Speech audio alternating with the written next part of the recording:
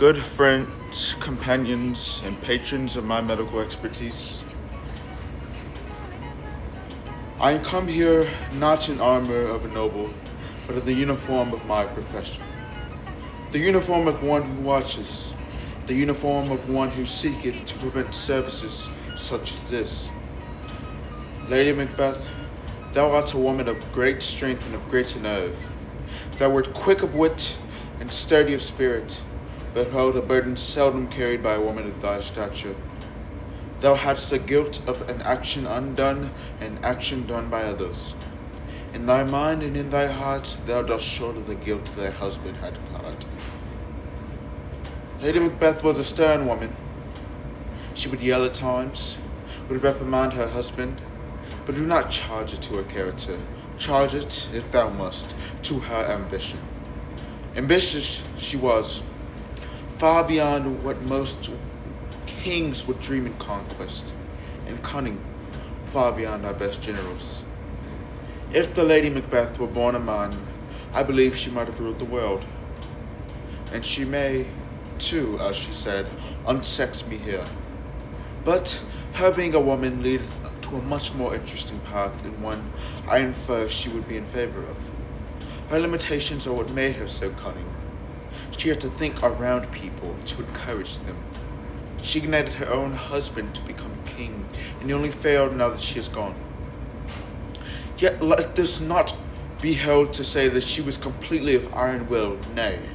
Within her lie a tenderness of heart, one that a Scotland such as this will unfortunately never be able to see.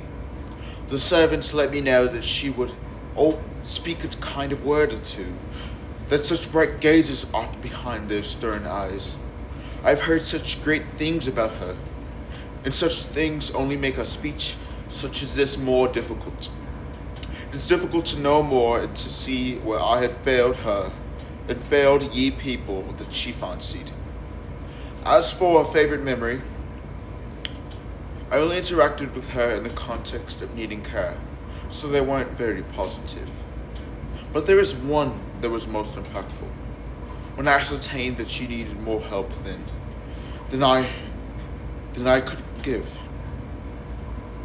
During a bout of sleepwalking, she was crying out about blood in a spot. Her eyes were open, and she would stare through me. It was rehearsed, and the light was gone from her eyes. Her eyes were open, and the candle reflected her pupils, but there was no vitality to be seen. But also, I'm here to apologize. I had heard a cry of, "Yet here's a spot," and responded with confusion. I saw her scrub and knew not what to do. This was a common occurrence for her.